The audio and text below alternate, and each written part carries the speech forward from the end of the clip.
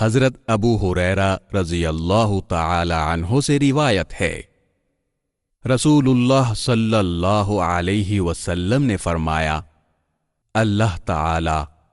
اس شخص پر رحم فرمائے جو رات کو اٹھ کر اللہ کی عبادت کرے اور نماز پڑھے اور اپنی بیوی کو بھی بیدار کرے، اگر وہ انکار کرے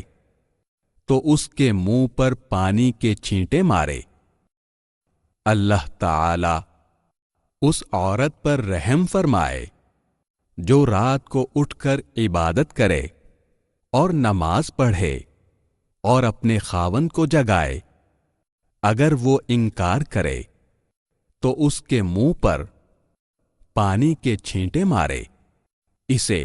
امام ابو داؤد نے روایت کیا اور صحیح کہا۔